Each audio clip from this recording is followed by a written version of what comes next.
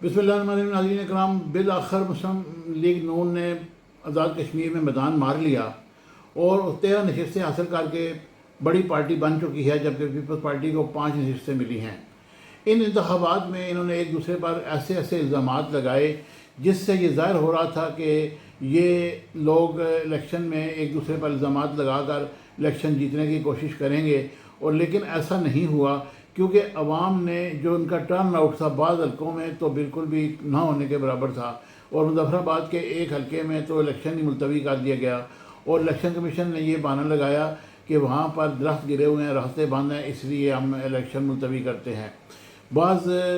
Polling stations پر بالکل ہو کا عالم تھا، اور جو ووٹر تھا وہ باہر نہیں نکلا، اور دوسری طرف جو کالعدم ایکشن کمیٹی ہے اس نے تو مکمل بائیکاٹ کیا ہوتا ہے، وہ دھرنے پہ بیٹھے ہوئے ہیں ابھی تک راولہ کوٹ میں اور مختلف اور جگہوں پر بھی،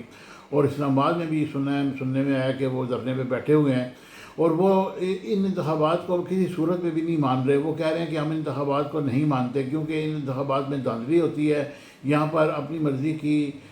لوگوں کو لایا جاتا ہے، مہاجرین کی جو سیٹیں ہیں وہ ختم کی جائیں، کیونکہ ان کا کشمیریوں کے ساتھ کوئی راز واسطہ نہیں، اس میں دھاندلی ہوتی ہے، اور اس میں وہی ہوا کہ جتنی بھی مہاجرین کی نشستیں تھیں وہ ساری جو رولنگ پارٹی تھی اس نے وہ نشستیں جیت لیں۔ بہرحال مظفر آباد ڈویژن کی 8 نشستوں پر پولنگ اسٹیشن صبح 8 بجے شروع ہوئی اور 5 بجے تک جاری رہی، اور اپنے مقررہ وقت کے بعد مزید 1 گھنٹے کا اضافہ بھی دیا گیا، جبکہ مہاجرین کی 12 نشستوں کے لیے پولنگ کا وقت 5 بجے ختم کر دیا گیا۔ ان تمام معلومات اور وجوہات اور ان کے باوجود بھی انتخابات میں 2 لوگوں کی شہادت بھی ہوئی، اور سب سے بڑا واقعہ یہ ہوا کہ آزاد کشمیر کے جو سٹنگ صدر ہیں ان کے اوپر بھی قاتلانہ حملہ کیا گیا اور ان کو زد و کوب کیا گیا، جس پر پیپلز پارٹی نے بہت زیادہ احتجاج کیا، اور انہوں نے کہا کہ یہ اس طرح نہیں ہونا چاہیے۔ یہ اپنے پولنگ حلقے میں گئے تھے اور ان کے اوپر تشدد کیا گیا، اور ان کو پھر خیر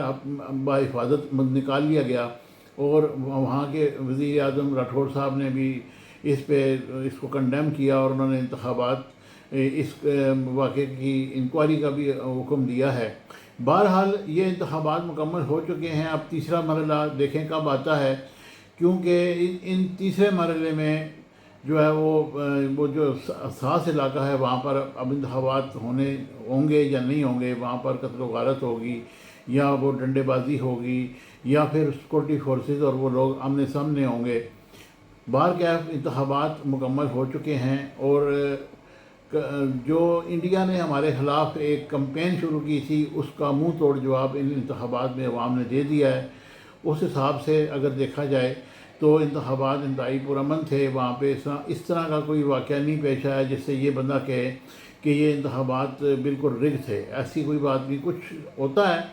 1 2 4 جگہ کچھ نہ کچھ ثبوت بھی پیپلز پارٹی نے پریس کانفرنس میں انہوں نے عوام کے سامنے پیش کیے، اور انہوں نے ان انتخابات کو بالکل رگ قرار دیا، اور انہوں نے کہا کہ اس میں ہمارے ساتھ بڑی زیادتی ہوئی ہے، ہمارے یہاں پر یہ مسلم لیگ نون نے سامنے آ کر اس میں رگنگ کی ہے۔ بہرکیف مسلم لیگ نون نے 13 نشستیں جیت لی ہیں، اب وہ حکومت بنائے گی تیسرا مرحلہ مکمل ہونے کے بعد، خصوصی نشستیں مکمل ہونے کے بعد آزاد کشمیر میں ایک حکومت قائم ہو جائے گی جس سے وہاں کے عوام کے جو مسائل ہیں وہ حل ہونے میں کوئی رکاوٹ نہیں رہے گی۔ مجھے امید ہے کہ میرا یہ ولاگ آپ کو پسند آئے گا۔ چینل کو لائک شیئر سبسکرائب کیجیے گا۔ Thank you very much. Subscribe my channel Business Times News for latest political, national, international news. Don't forget to subscribe Business Times News.